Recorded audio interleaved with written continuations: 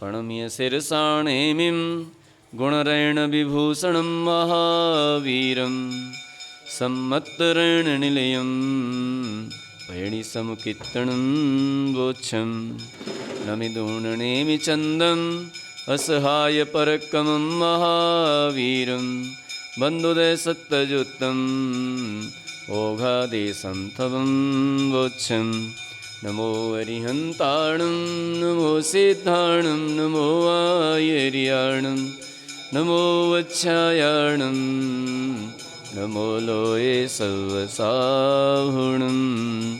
बोले परम पूज्य आचार्य श्री नेमी चंद्र सिद्धांत चक्रवर्ती मुनि महाराज की जय। परम पूज्य आचार्य गुरुवर श्री विराग सागर जी गुरुदेव की जय। परम पूज्य आचार्य गुरुवर श्री विनम्र सागर जी गुरुदेव की। द्वादशांग जनवाणी माता की। अहिंसामयी जैन धर्म की।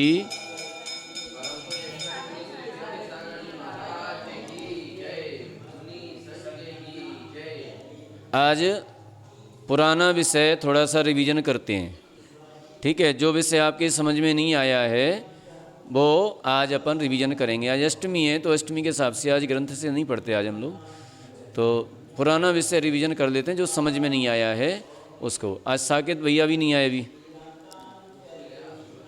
है ना।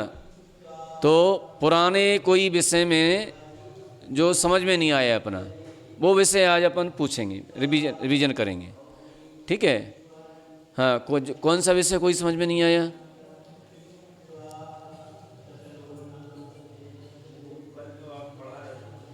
कल पढ़ा रहे थे, कल अपने प्रकृतियों का बंटवारा किया था, ठीक है। तो प्रदेश बंध जो होता है, तो प्रदेश बंध जितना द्रव्य ये जीव ग्रहण करता है तो वह अलग अलग प्रकृतियों में बंटवारा होता है। जहाँ 8 कर्मों का बंध होता है वहाँ तो 8 विभागों में बंटवारा होता है, और जहाँ पर 7 कर्मों का बंध होता है वहाँ पर 7 कर्मों में बंटवारा होता है, और जहाँ पर 6 कर्मों का बंध होता है वहाँ 6 कर्मों में बंटवारा होता है। 6 कर्मों का बंध कहाँ पर होता है? 6 कर्मों का 10वें गुणस्थान में होता है, ठीक है। 7 कर्मों का 7वें गुणस्थान के बाद 8वें गुणस्थान से, क्योंकि वहाँ आयु कर्म छूट जाता है। आयु कर्म का बंध 7वें गुणस्थान तक होता है, उसके बाद नहीं होता है। तो इस तरह से इन कर्मों का बंध चलता है। तो अलग अलग प्रकृतियों में कौन सी प्रकृति को कितना द्रव्य दिया जाना है ये सब निर्धारण होता है। और ये निर्धारण जो है इसको जो है प्रदेश बंध, इसको बंटवारापन कह सकते हैं अपनी भाषा में। एक समय में बंधने वाला कर्म है जी, ठीक है। तो एक समय में जी कर्म का बंध होता है। हाँ, अब इसमें क्या होता है कि सबको बराबर बराबर नहीं दिया जा सकता। सभी कर्मों को बराबर बराबर द्रव्य नहीं दिया जाता। इनमें किसी को अधिक मिलता है, किसी को कम मिलता है, किसी को और कम मिलता है।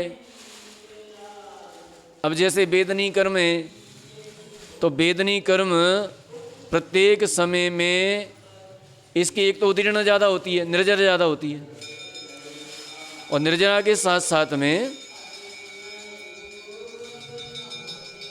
प्रत्येक समय ये दुख सुख दुख में कारण है, इसलिए इस कर्म को द्रव्य ज़्यादा दिया जाता है, इसको ज़्यादा मिलता है। और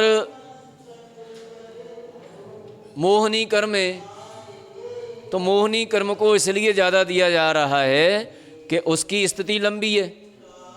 70 कोड़ा कोड़ी सागर की स्थिति है, और 70 कोड़ा कोड़ी सागर तक उसके पास इतना मटेरियल चाहिए कि वो 70 कोड़ा कोड़ी तक उदय में आता रहे। तो इतना मटेरियल, उसको पर्याप्त मटेरियल देने के लिए उसको ज़्यादा दिया जाता है, लेकिन वेदनी कर्म से कम दिया जाता है। हाँ, सबसे अवेदनी का। उसके बाद ज्ञानावरणी, दर्शनावरणी और अंतराय, इनकी स्थिति 30 कोड़ा कोड़ी सागर की है, तो 30 कोड़ा कोड़ी सागर को देने के लिए इनके पास पर्याप्त मटेरियल चाहिए, तो इनको पर्याप्त मटेरियल दिया जाता है। भाई उतने समय तक रहना चाहिए इनके पास, जब खाली हो जाएंगे तो फिर उदय में कहाँ से आएंगे। तो इसलिए उनको मोहनी कर्म से कम दिया जाता है, लेकिन अन्य कर्मों से अधिक दिया जाता है। अब इसके बाद नाम गोत्र कर्म आता है, तो नाम गोत्र का 20 कोड़ा कोड़ी सागर का बंध होता है। तो 20 कोड़ा कोड़ी सागर का बंध होने के कारण उसको ज्ञानावरणी दर्शनावरणी आदि से कम दिया जाता है, तो उसको कम मिलता है। फिर आयु कर्म जो होता है, आयु कर्म की 33 सागर की ये अधिकतम स्थिति कितनी है, 33 सागर की, तो उसका सबसे कम दिया जाता है, सबसे कम उसको उसका भाग होता है आयु कर्म का। तो इस तरह से इन कर्मों का बंटवारा होता है। और इसके बावजूद भी अपनी अपनी प्रकृतियों में, जैसे ज्ञानावरणी कर्म को दिया, तो जितना ज्ञानावरणी कर्म का द्रव्य है उसमें से भी अपनी अपनी प्रकृतियों में बंटवारा होता है। उनमें भी हीनादिक क्रम से होता है। जैसे कि मान लीजिए वो है मति ज्ञानावरण, तो मति ज्ञानावरण को सबसे ज़्यादा दिया जाता है। फिर श्रुत ज्ञानावरण, उसको उससे कम दिया जाता है। फिर अवधि ज्ञानावरण, उसको उससे भी कम दिया जाता है। फिर मनापर्य ज्ञानावरण, उसको उससे भी कम दिया जाता है। फिर केवल ज्ञानावरण, ठीक है, उसको उससे कम दिया जाता है। तो इन्हीं में भी कम कम दिया जाता है। इसी प्रकार से दर्शनावरणी कर्म है, तो दर्शनावरणी कर्म में भी यही क्रम चलता है। फिर मोहनी कर्म है, मोहनी कर्म में भी यही क्रम चलता है। फिर आता है कौन सा, अंतराय कर्म, उसमें उल्टा क्रम चलता है। उसमें सबसे कम लाभांतराय का, नहीं दानांतराय का, फिर लाभांतराय का, फिर भोगांतराय का, फिर उपभोगांतराय का, फिर वीर्यांतराय का। इसी प्रकार से उल्टा क्रम नाम में चलता है, इसमें कम कम होता जाता है। तो इस तरह से कर्म प्रकृतियों में कर्म परमाणु कर्म द्रव्य का विभाजन होता है, यही क्रम चलता है। इस क्रम से इनमें द्रव्य दिया जाता है, ठीक है ना। तो ये हो गया बंटवारा, कल का विषय हमने समझाया। अब और कोई विषय जो समझ में नहीं आया आप लोगों के, वो समझ लीजिए। अगर वो क्या नाम है उनका, शिवानी, अगर नहीं आ रही हैं तो ऑनलाइन कर लीजिए उनको। और उनके प्रश्न रहते हैं बहुत सारे, उनकी जो शंका है, पुराना विषय है, तो उसमें से निकाल लीजिए, उनको फ़ोन लगा दीजिए। लेके नहीं आते? अच्छा, आज साकेत भी नहीं आए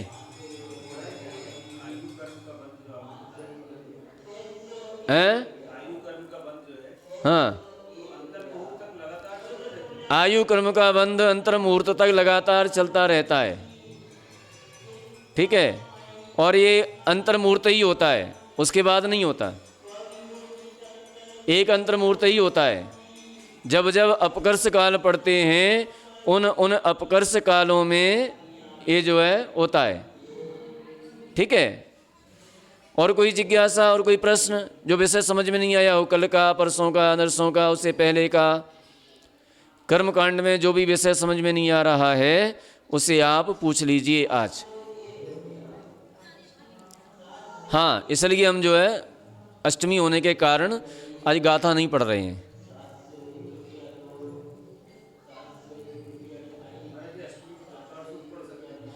तत्वार्थ सूत्र पढ़ सकते हैं, पर्युषण पर्व में पढ़ते हैं। और किसी की जिज्ञासा और कोई विषय जो समझ में नहीं आ रहा हो अथवा आपका छूट गया हो?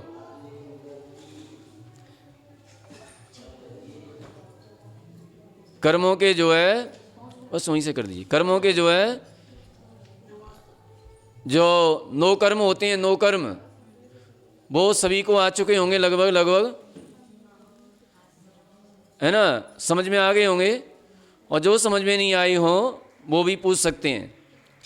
प्रारंभ की गाथाएं, अनुभाग बंद की गाथाएं, प्रकृति बंध की गाथाएं, हमने कि पानी के मारे आज आ नहीं रही होंगी ना ऐसे। आज प्रश्न पूछ लीजिए आप, आपका विषय पूरा, ठीक है, क्योंकि आज अष्टमी है और अष्टमी के कारण आज हम जो है ग्रंथ से गाथाएं नहीं पढ़ा रहे हैं। हाँ निकालिए जल्दी, कल कौन कौन से प्रश्न रह गए थे वो पूछ लीजिए। कर्मकांड संबंधी अथवा अन्य करणानुयोग संबंधी प्रश्न कर सकते हैं आज, है ना। तुम्हारे कोई रह गए थे? विनोद सागर महाराज, आगे वाले पीछे वाले जो भी हैं सो पूछ लीजिए, जल्दी करो। देखो तुम्हारे प्रश्न नहीं आ पाते, हमारे उत्तर खत्म हो जाते हैं।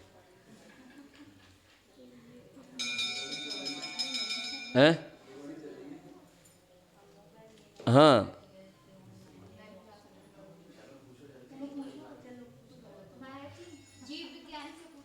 हाँ बोलो। अनंत के दो भेद होते हैं, सक्ष अनंत और अक्षय अनंत। हाँ बिल्कुल होते हैं, अनंत के दो भेद होते हैं, सक्ष अनंत और अक्षय अनंत। तो सक्ष अनंत मतलब जिसका व्यय हो जाए और वो समाप्त हो जाए। हाँ फिर वो अनंत में क्यों लिया जब उसका व्यय? क्या रहता है, देखिए बहुत अच्छा प्रश्न है आपका।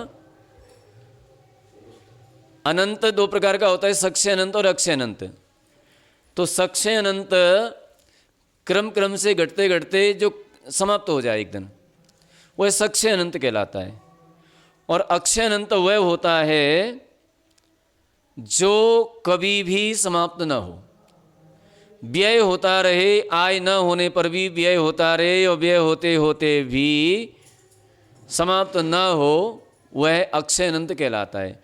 जैसे कि 6 महीने 8 समय में 608 जीव मोक्ष जाते हैं, ठीक है, और 608 जीव ही नित्य निगोद से निकल करके आते हैं। तो ये अनंत काल से चल रहे हैं और अनंत अनंत अनंत काल तक चलते रहेंगे, अनंत अनंत काल से चल रहे हैं ऐसा, और चलता रहेगा। फिर भी कम नहीं हो रहे जीव, ना निगोद में कम होंगे ना मोक्ष में बढ़ेंगे नहीं या घटेंगे नहीं, है ना। अब इसका हम एक आपको उदाहरण देते हैं। स्वयंभू रमण समुद्र है, स्वयंभू रमण समुद्र देखा है कि नहीं देखा?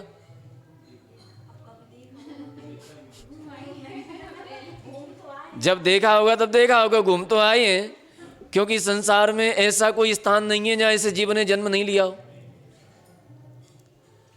तो स्वयंभू रमण समुद्र में से एक लोटा पानी भर ले आओ,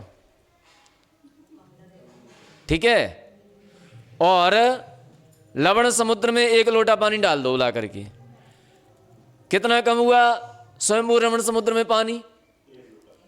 उस पानी की सतह कितनी कम हुई है?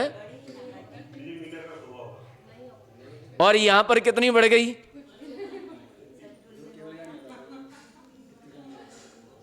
यहां बढ़ा कुछ, उसकी सतह बढ़ी एक लोटा पानी से, और वहां पर घटी नहीं घटी। ठीक इसी प्रकार से ये जो संसारी जीव है बहुत बड़ा समुद्र है, और थोड़े से जीव चले जाए मोक्ष तो कितने घट जाएंगे, वहां कितने बढ़ जाएंगे? एक सिद्ध में अनंत अनंत सिद्ध समा जाती है, तो ना वह बढ़ेंगे और ना यहां से घटेंगे। एक आलू के अंदर इतने जीव होते हैं कि सिद्ध राशि है, सिद्ध राशि। तो सिद्ध राशि का पावर, सिद्ध राशि स्क्वायर नहीं, क्या करेंगे? पावर, समवर्ग। तो सिद्ध राशि का पावर सिद्ध राशि बराबर कितनी संख्या आएगी? जितनी संख्या आए उतने जीव एक आलू में होते हैं, ठीक है। अब सिद्ध कितने हैं? अनंत अनंत। कब से हो रहे हैं? अनंत काल से। तो आप विचार कीजिए कि जब से सिद्ध हो रहे हैं तब से लेकर के अभी तक जितने सिद्ध हुए हैं उतने काल तक तो एक भाग ही नहीं निपट पाएगा, अनंतवा भाग ही नहीं निपट पाएगा। ठीक है, तो फिर अनंत बहुभाग कितने काल में निपटेगा? माने उसका अंत नहीं है। एक आलू में इतने जीव हैं कि वे लगातार मोक्ष जाते रहें 6 महीने 8 समय में, तो उनका ही अंत नहीं आ पाएगा। उस आलू के जीव में, आलू में जितने जीव हैं उनका ही अंत नहीं आ पाएगा। तो ऐसे कितने आलू होंगे संसार में? फिर शकलकंदी हैं, फिर अरबी हैं, फिर गाजर हैं, फिर मूली हैं, फिर अदरक है, बहुत सारी साधारण वनस्पति हैं, असंख्या साधारण वनस्पति हैं। उन साधारण वनस्पतियों में कितने जीव हो जाएंगे? फिर विचार करो। अब ये तो हो गए बादर, अभी तो बादर हैं जी, अब इनसे भी अनंत गुणे सूक्ष्म। तो जाते रहें, लगातार जाते रहें, फिर भी कैसे कम होंगे? नहीं होंगे। तो ये क्या हो गया? सक्षय अनंत। अब दूसरा अनंत आ जाइए, पुद्गल परावर्तन, अर्ध पुद्गल परावर्तन। क्या है वो? सक्षय अनंत। ठीक है, अब जब 6 हो रहा है तो उसका अनंत क्यों कहा? प्रश्न ही आ रहा है। जब इसका 6 ही हो रहा है तो अनंत क्यों कहा उसको? अंत हो रहा है तो उसका अनंत क्यों कहा? ध्यान रहे, संख्या जो होती है तो एक संख्या को मति ज्ञान जानता है, मति ज्ञान श्रुत ज्ञान जानती हैं, उसे असंख्यात कहती हैं। ठीक है, मति ज्ञान और श्रुत ज्ञान जिस संख्या को जानते हैं उसे हम क्या कहते हैं? संख्यात। असंख्यात नहीं, संख्यात। उसे क्या कहते हैं? संख्यात। मति ज्ञान श्रुत ज्ञान जिस संख्या को परोक्ष रूप में जानते हैं उसे क्या कहते हैं? संख्यात। और जिस संख्या को अवधि ज्ञान और मना पर्य ज्ञान जानते हैं उसे असंख्यात कहते हैं। ठीक है, जिसे अवधि ज्ञान और मना पर्य ज्ञान जानते हैं उसे असंख्यात कहते हैं। लेकिन जो इन सभी ज्ञानों से ऊपर निकल जाती है उसे केवल ज्ञान जानता है, और केवल ज्ञान अनंत को जानता है। केवल ज्ञान किसको जानता है? अनंत को। तो यद्यपि ऐसा नहीं है कि केवल ज्ञान संख्यात को नहीं जानता है, संख्यात को भी जानता है, असंख्यात को भी जानता है और अनंत को भी जानता है। लेकिन संख्या से ऊपर निकल गई, असंख्यात से ऊपर निकल गई, माने मति ज्ञान श्रुत ज्ञान के विषय से ऊपर निकल गई, अवधि ज्ञान मना पर्य ज्ञान के विषय से ऊपर निकल गई। अब कौन सी रह गई? केवल ज्ञान का विषय। तो केवल ज्ञान अनंत को विषय करता है। ठीक है, अगर मति ज्ञान श्रुत ज्ञान का विषय होती तो संख्यात होती, अवधि ज्ञान मना पर्य ज्ञान का विषय होती तो असंख्यात होती। अब असंख्यात से भी ऊपर निकल गई तो अब हम क्या कहें उसको? केवल ज्ञान का विषय होने के कारण उसे हम अनंत कहते हैं। ठीक है, क्योंकि अब असंख्यात से ऊपर तो अनंत ही है, तो अनंत ही कहना पड़ेगा। लेकिन वो सक्षय अनंत है, उसका क्षय होता रहता है। ठीक है, समझ में आ गया? केवल ज्ञान का विषय होने के कारण उसे अनंत कहते हैं। और कोई जिज्ञासा और कोई विषय? अगला प्रश्न विनोद सागर महाराज पूछो। बोलो, जीव कांड कर्म कांड कोई भी हो, वो बाद में आइए। हाँ, और कोई?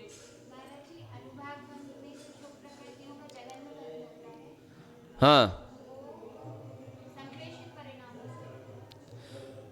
प्रशस्त में, प्रशस्त प्रकृतियों में जघन्य अनुभाग बंध संक्लेश परिणाम से होता है,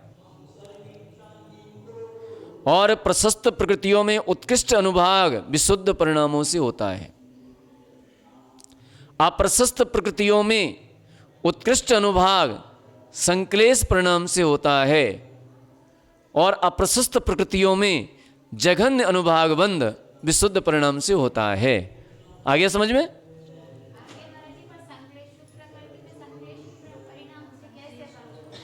क्या संक्लेश हो रहा है तो सुप्रकृति का बंध संक्लेश हो रहा है तो सुप्रकृति का बंध कैसे होगा? माने उस जन्य संक्लेश परिणाम नहीं है। मान लीजिए पूजन कर रहे हैं, पूजन कर रहे हैं और पूजन करते समय संक्लेश परिणाम हुआ तो बंध तो सुप्रकृति का हो रहा है, लेकिन अब जगन्य बंद होगा। ठीक है ना? ऐसा। अगला प्रश्न और कोई?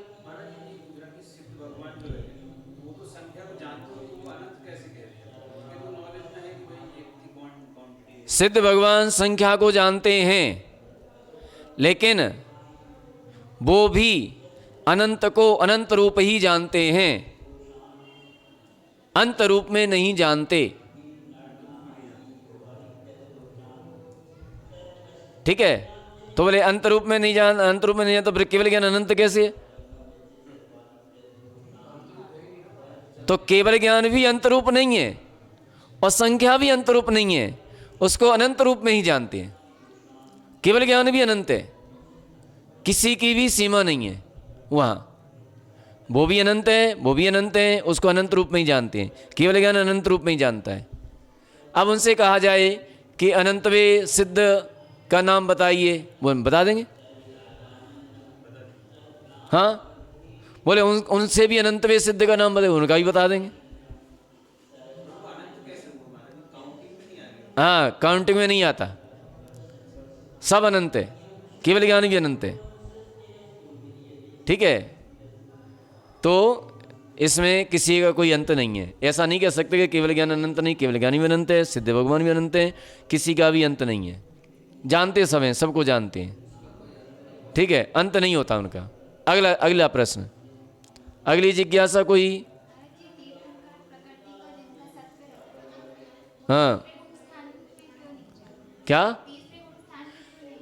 तीर्थंकर प्रकृति का बंधक तीसरे गुण स्थान में नहीं जाता, दूसरे गुण स्थान में नहीं जाता, पहले गुण स्थान में जा सकता है अपवाद रूप में, जब उसका नरक आयु का बंध है तो। और नरक आयु का बंध न हो तो तीर्थंकर प्रकृति का बंधक कभी भी चौथे गुणस्थान से नीचे आए ही नहीं। और दूसरे गुणस्थान में क्यों नहीं जाता? इसलिए नहीं जाता कि पहले ये तो बताओ कि दूसरा गुणस्थान बनता कब है?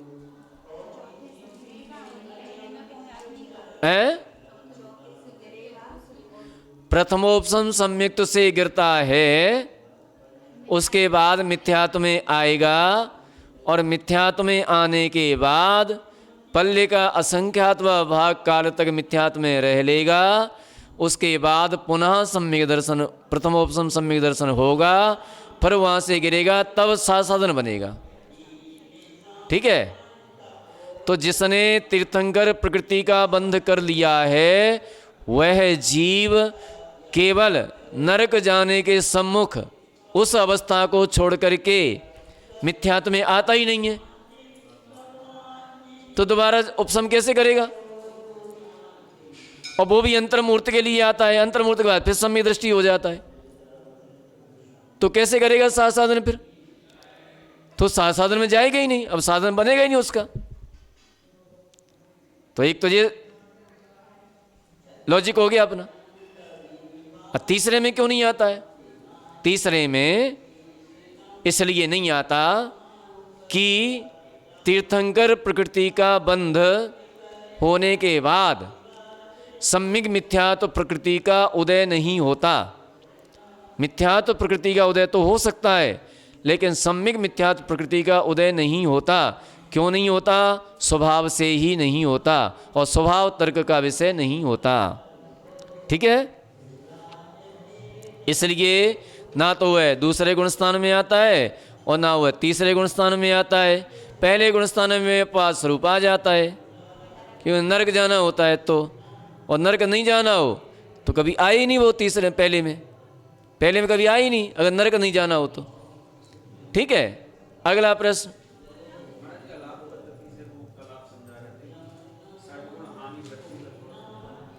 षड्गुण हानि वृद्धि हम बोर्ड पे बता देंगे इसको किसी दिन। षड्गुण हानि वृद्धि होती है अनंत भाग वृद्धि, असंख्यात भाग वृद्धि, संख्यात भाग वृद्धि, संख्यात गुण वृद्धि, असंख्यात गुण वृद्धि, अनंत गुण वृद्धि। इसी प्रकार से हानियाँ होती हैं, ये कांडक रूप में होती हैं। ठीक है, जैसे उदाहरण हम आपको दें, जैसे मान लीजिए जीव द्रव्य है, जीव, तो जीव कितने हैं संसार में? अनंतानंत जीव हैं। तो अनंतानंत जीव हैं, तो अनंतानंत जीवों की राशि को, संख्या को एक स्थान पर रख लीजिए। और अब लीजिए पर्याय ज्ञान। पर्याय ज्ञान जो सबसे सूक्ष्म ज्ञान होता है, सूक्ष्म निगोदिया लब्ध पर्याप्त अक्षर का अनंतवा भाग, उस ज्ञान के अविभागी प्रतिच्छेदों को रख लीजिए। उस ज्ञान के अविभागी प्रतिच्छेदों को रख लीजिए। तो अविभागी प्रतिच्छेदों में संपूर्ण जीव राशि का भाग देने पर, क्योंकि जो है पर्याय ज्ञान के अविभागी प्रतिच्छेद हैं, वे अविभागी प्रतिच्छेद संपूर्ण जीव राशि से अनंतानंत गुणे हैं, अनंतानंत गुणे। तो उसमें संपूर्ण जीव राशि का भाग देने पर जो संख्या निकल करके आए उसको उसी पर्याय ज्ञान में मिला दीजिए, तो वह पर्याय समास ज्ञान हो जाएगा। ठीक है, फिर दोबारा फिर भाग दीजिए उसी का, फिर जो संख्या निकल करेगा उसी में मिला दीजिए, फिर तीसरी बात दीजिए, फिर मिला दीजिए उसमें। ये सब पर्याय ज्ञान, पर्याय समास ज्ञान चालू हो जाएगा यहाँ से, पर्याय समास ज्ञान। तो इस तरह से करते करते अंगुल के असंख्यातवें भाग बार, अंगुल के असंख्यातवें भाग में कितनी संख्या होती है? अनंत, असंख्यात असंख्यात संख्या होती है। उतनी बार जब अनंत भाग वृद्धि हो जाएगी, तब फिर एक बार संख्यात, एक बार असंख्यात भाग वृद्धि होगी, एक बार असंख्यात भाग वृद्धि होगी। हाँ, इसी क्रम से दोबारा फिर से अंगुल के संख्यात भाग बार अनंत भाग वृद्धि हो जाएगी, फिर एक बार असंख्यात भाग वृद्धि होगी। इस तरह से होते होते जब कांडक प्रमाण असंख्यात भाग वृद्धियाँ हो जाएंगी, तब एक बार संख्यात भाग वृद्धि होगी। उसी क्रम से फिर चलिए, अनंत भाग वृद्धि, कांडक प्रमाण, फिर असंख्यात भाग वृद्धि, फिर ऐसे ही फिर दोबारा असंख्यात भाग वृद्धियाँ हो जाएंगी, तब दूसरी बार संख्यात भाग वृद्धि होगी। इसी प्रकार से संख्यात, इसी प्रकार से कांडक प्रमाण संख्यात भाग वृद्धियाँ हो जाएंगी, तब एक बार संख्यात गुण वृद्धि होगी। ठीक है, फिर कांडक प्रमाण संख्यात गुण वृद्धियाँ होने पर एक बार असंख्यात गुण वृद्धि होगी, फिर कांडक प्रमाण असंख्यात गुण वृद्धियाँ होने पर एक बार अनंत गुण वृद्धि होगी। ये 6 वृद्धियाँ होती हैं। कांडक प्रमाण एक कांडक निर्धारित होता है, कांडक का एक उत्कीर्ण काल होता है। उत्कीर्ण काल कहते हैं कि इतने कांडक में कितने समय हैं, समयों के समूह को कांडक कहते हैं, समयों के समूह को कांडक कहते हैं। जैसे एक अंतर्मूर्त का एक कांडक होता है, तो यहाँ पर अंतर्मूर्त कांडक नहीं है, यहाँ पर तो अंगुल का असंख्यत भाग कांडक है। कांडक का प्रमाण अंगुल का असंख्यत भाग। ठीक है, समयों के समूह को कांडक कहते हैं। ठीक है, तो असंख्यात ये 6 वृद्धियाँ यूं ही समझ में नहीं आ जाती हैं, इनमें थोड़ी सी मेहनत, लगन और परिश्रम होता है, तो ये समझ में आ जाती हैं। ये प्रकरण अपन कहाँ से लेंगे? ये प्रकरण अपन धबलाजी पुस्तक नंबर 13 अथवा गौमट सार जीवकांड, रतनचंद मुख्तार की बड़ी टीका, उसमें ज्ञान मार्गणा में श्रुत ज्ञान के विषय में जब श्रुत ज्ञान का प्रकरण आता है, वहाँ से अपन ले सकते हैं, वहाँ से समझ सकते हैं इसको। ठीक है, वहाँ से मिल जाएगा आपको, या धबलाजी पुस्तक 13 से मिल जाएगा। वो आप पढ़ नहीं सकते तो वो नहीं पढ़ करके जीवकांड उठा लीजिए, जीवकांड से आप पढ़ सकते हैं, लेकिन अकेले पढ़ेंगे तो समझ में नहीं आएगा, ऊपर से निकल जाएगा। कोई समझाने वाला होगा तो समझा देगा इस विषय को, है ना। तो इस तरह से ये समझ में आ जाएगा। और कोई प्रश्न? छायिक सम्यक दर्शन एक बार हो जाए तो कभी छूटता नहीं है। हैं? काल क्यों है? अच्छा, अंतर्मूर्त और 33 सागर। हाँ, बहुत अच्छा प्रश्न किया है आपने, है ना? बहुत अच्छा प्रश्न है। लेकिन ये प्रश्न जो है आप जैसे बुद्धिजीवियों का नहीं है, ये प्रश्न अबोध बालकों का है, बच्चों का है ये प्रश्न, है ना? तो हाँ, छायिक सम्यक दर्शन एक बार हो जाए छूटता नहीं, फिर काल क्यों है? ध्यान रहे, संसार में उस जीव का रहने का काल है। वह जीव संसार अवस्था में कितने काल तक रहेगा? हाँ, छायिक सम्यक दर्शन होने के बाद जघन्य से अंतर्मुहूर्त वह जीव संसार में रहेगा, उसके बाद नियम से सिद्ध हो जाएगा। ठीक है? और हाईएस्ट रहा, उत्कृष्ट अवस्था में रहा तो कुछ अधिक 33 सागर। कुछ अधिक से मतलब क्या निकालेंगे अपन? कुछ अधिक से मतलब 8 वर्ष अंतर्मुहूर्त कम 2 कोटि पूर्व अधिक 33 सागर। ठीक है?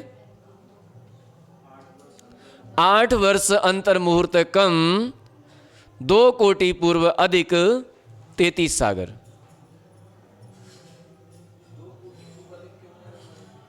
हैं? 2 कोटि पूर्व अधिक क्यों हो जाएगा? हो जाएगा, अब हो जाएगा सो हो जाएगा, जो है सो है। इसलिए हो जाएगा कि कोई एक मनुष्य, कर्म भूमिया मनुष्य 1 कोटि पूर्व की आयु वाला उत्पन्न हुआ और 8 वर्ष के पश्चात सम्यक दर्शन के योग्य होता है। उसके बाद वो अगर 28 प्रकृति की सत्ता वाला है तो क्षोभसम सम्यक दर्शन उत्पन्न कर लेगा, और पहले से ऑलरेडी क्षोभसम सम्यक दृष्टि है तो फिर अंतर्मुहूर्त में छायिक सम्यक दर्शन प्राप्त कर लेगा। यदि मिथ्या दृष्टि है, अनादि मिथ्या दृष्टि है, 26 प्रकृति की सत्ता वाला, तो पहले उपसम करेगा, फिर क्षयोपसम करेगा, फिर छायिक करेगा, तो इसमें एक अंतर्मुहूर्त लग जाएगा। ठीक है? एक अंतर्मुहूर्त समय लग जाएगा इसमें। तो 8 वर्ष तो वो हो गए ऑलरेडी योग्यता प्राप्त करने में, और अंतर्मुहूर्त ये हो गया छायिक सम्यक दर्शन प्राप्त करने में। तो एक काल कम कर दीजिए। अब कितना काल बचा उसके पास? 1 कोटि पूर्व।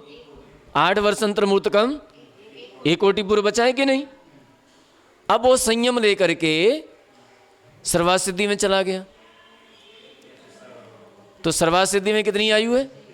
33 सागर की। वहां से फिर मनुष्य बना 1 कोटि पूर्व आयु लेकर के, 1 कोटि पूर्व आयु को लेकर के मनुष्य बना। तो 1 कोटि पूर्व की आयु लेकर के बना, अब वह संयम धारण करेगा। कभी भी कर ले, 8 वर्ष बाद कर ले, अथवा 8 वर्ष कम रह जाए तो कर ले अपनी आयु में, 7-8 वर्ष कम रहे तो भी कर सकता है, कभी भी कर सकता है। संयम धारण कर लिया और केवली हो गया। केवल ज्ञान में, केवल ज्ञान अवस्था में विहार करते रहे केवली भगवान देश देशांतरों में। 1 कोटि पूर्व 8 वर्ष अंतर्मुहूर्त कम 1 कोटि पूर्व विहार करते रहे। उसके बाद उनका निर्माण हुआ तो कितना निकल आया? हो गया? समझ में आ गया? और बोलिए।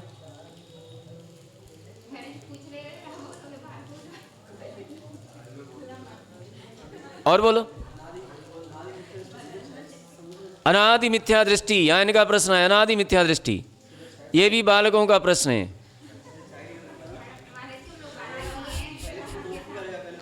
हैं? हाँ, कोई भी जीव डायरेक्ट, सुनो अब सुना देते हैं, कोई भी जीव डायरेक्ट छायक सम्यक दर्शन नहीं कर सकता।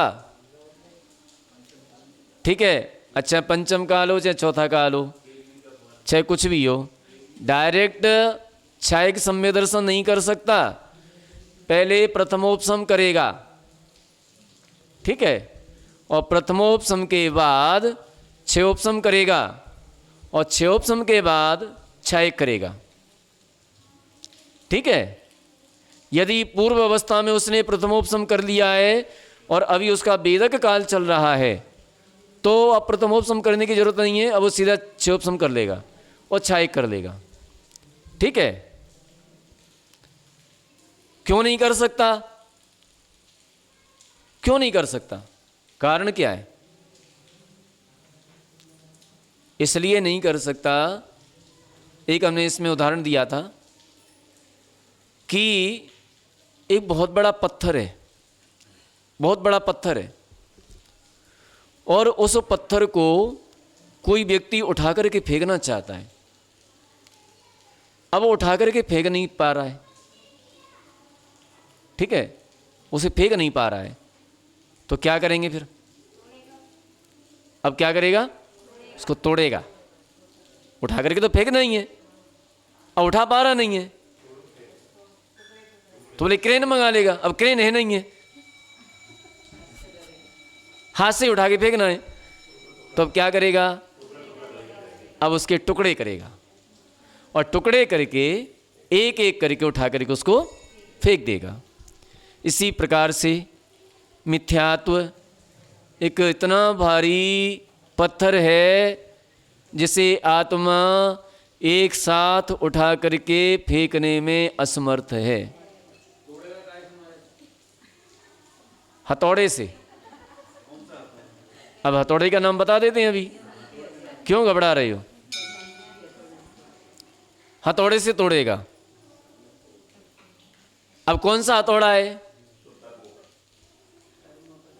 तो 3 कर्ण रूपी हथौड़ा, अधय कर्ण, अपूर्व कर्ण, अनिवृत्ति कर्ण, 3 कर्ण रूपी हथौड़ा, उसकी चोट मार मार के वह पत्थर टूट जाता है। जब प्रथमोपसम संयुक्त होता है ना, तो पहले ही समय में उसके 3 टुकड़े हो जाते हैं, टूट जाता है। आगे समझ? हथौड़े का नाम पता चल गया? कर्ण हथौड़ा, कर्ण रूपी हथौड़ा। आपने सिद्ध चक्र विधान किया है? सिद्ध चक्र विधान किसने किया है? सभी ने किया होगा। उसमें पहली पूजा की जयमाला की पहली लाइन बता दीजिए, और कई बार किया होगा हैं? पहली पूजा की पहली लाइन बता दीजिए बस, हम पूरी नहीं पूछ रहे। पहली पूजा की जयमाला की पहली लाइन बता दीजिए। जय कर्ण कृपाण सुप्रथम बार, मिथ्यात्व सुभट कीनो प्रहार। जय कर्ण कृपाण सुप्रथम बार, मिथ्यात्व सुभट कीनो प्रहार। मिथ्यात्व रूपी योद्धा पर जो अजेय था, कोई जीत नहीं सकता उसको, ऐसे योद्धा पर कर्ण रूपी कृपाण के द्वारा, कर्ण रूपी तलवार के द्वारा सबसे पहले उन्होंने प्रहार किया। किस पर प्रहार किया? मिथ्यात्व रूपी योद्धा पर। और उस मिथ्यात्व रूपी योद्धा के टुकड़े टुकड़े कर दिए, 3 टुकड़े कर दिए। पहला टुकड़ा मिथ्यात्व, दूसरा टुकड़ा सम्यक मिथ्यात्व, और तीसरा टुकड़ा सम्यक तो प्रकृति। अब सम्यक दृष्टि हो गए, सम्यक दृष्टि बन गए। इसके बाद और उनसे नहीं रहा गया, और आगे बढ़े तो अनंतानुबंधी की भी संयोजना कर दी, क्योंकि मिथ्यात्व की संगिनी अनंतानुबंधी। अगर मिथ्यात्व पति है तो अनंतानुबंधी उसकी पत्नी है, संगिनी है।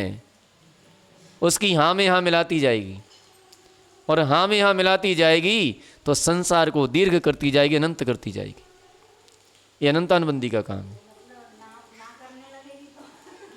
वो करेगी नहीं ना,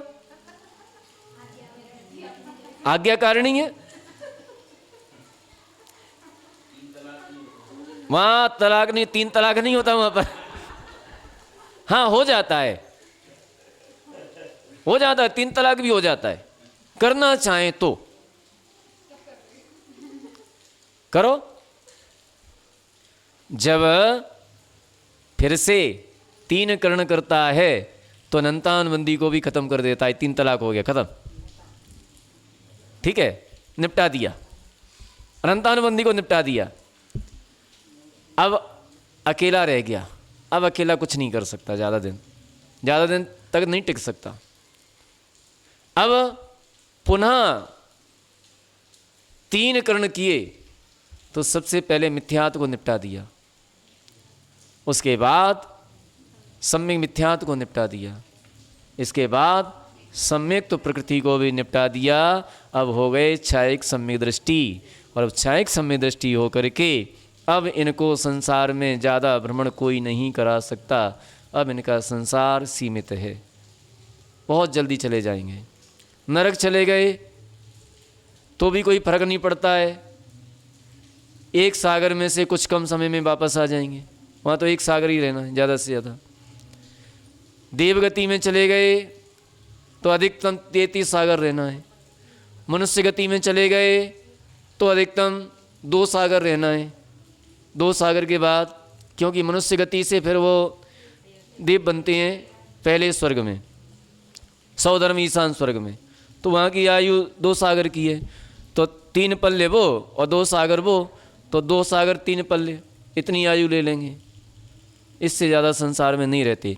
अगर 4 भव हो जाएं तो 3 पल्ले अधिक 2 सागर, अगर 3 भव रहें तो हाईएस्ट 33 सागर, कुछ अधिक 33 सागर, माने 2 कोटि पूर्व अधिक 33 सागर, 8 वर्ष। तो इस तरह से छायिक सम्य दर्शन की व्यवस्था होती है। एक साथ छायिक सम्य दर्शन प्राप्त नहीं हो सकता। आ गया समझ में? अच्छी तरह से आ गया? हाँ, और कोई प्रश्न? और कोई प्रश्न? हाँ, नहीं, 3। हाँ, किसमें? छायिक सम्य दर्शन के साथ? प्रश्न नंबर बता दीजिए, आज हम देख लेंगे, देख लेंगे छायिक सम्य दर्शन में। उसमें ये लिखा है, सुनो, उसमें ये लिखा है कि जब संयम लब्धि को प्राप्त करता है तो संयम लब्धि को प्राप्त करते समय यदि अनादि मिथ्या दृष्टि है, उपसम सम्यक्त को प्राप्त कर रहा है, तो उस समय 3 कर्ण करके संयम लब्धि को प्राप्त करता है, चाहे संयम लब्धि हो और चाहे संयम संयम लब्धि हो। लेकिन यदि पहले से ऑलरेडी 6 उपसम सम्य दृष्टि है तो 2 कर्ण करके संयम लब्धि को प्राप्त कर लेता है, अधेय कर्ण और अपूर्व कर्ण, ठीक है। और छायिक सम्य दृष्टि है तो भी 2 कर्ण करके प्राप्त कर लेता है, यही लिखा है ना। तो ये तो देखो हैं, हाँ, तो ये देखो कि किसके साथ में यहाँ पर संयम लब्धि को प्राप्त कर रहा है, संयम लब्धि प्राप्त करते समय, ठीक है ना। तो इस तरह से आज अपना समय समाप्त हुआ। बोले महावीर भगवान की। हाँ, तो जावाणी के ज्ञान से